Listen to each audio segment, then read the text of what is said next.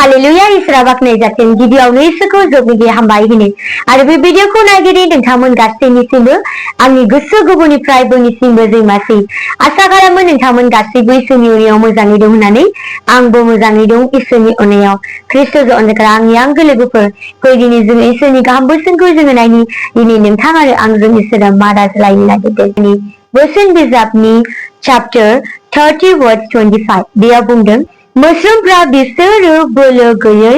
आन्थाय बिसोरो गावसोरनि जानाय मुवाफोरखौ दैज्लाङाव बुथुमखायो जिसुनि मुङै आमेन बेसेबां मोजां ना इसोरनि गाहाम बोसोनखौ दिनै जोङो फरायनानै जोङो मिथिबाय मोस्रोमफोरहा बिसोरहा बोलो गैया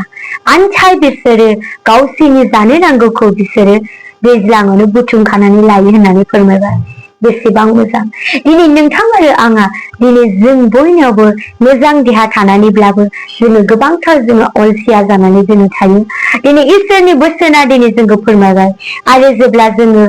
जे बोसोन बिजाबनि 6नि 6आवबो फरायला जोङो मोनथियो ख्रिस्ट'जों अनजाग्रा आंनि आंगो लोगोफोर दिनै नोंथाङा गोबांथार अलसिया जानानै जादोंब्ला ख्रिस्ट'जों अनजाग्राफोर इसोरा दिनै नोंथांखौ बुंबाय नाय जे मोस्रोमफ्राबो बुथुमखानानै लायो गावसोरनि जानांगौनि थाखाय दिनै नोंथाङाबो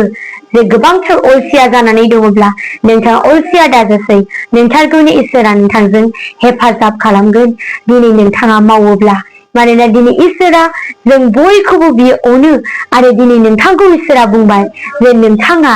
जे बै मोस्रोम बायदि नोंथाङाबो जे मावनो सोलोंदो आरो नोंथाङा गाव गावनि जानांगौनि थाखाय नोंथाङा खामानिफोरखौ नोंथाङा मावनानै नोंथाङा लादो नोंथारगौनि इसोरा नोंथांजों लोगोसे थाफ्लायगोन नोंथांनि मावफुंलांनांगौआव आङो बेखौनो बुंनानै फोजोबबाय जिसुनि मुङै आमीन नोंथांमोननियाव माबाफोर रिक्वेस्टफोर दङब्ला नोंथांमोना कमेन्ट बक्सआव हरनो हागोन बा नोंथांमोना कमेन्ट खालामनो हागोन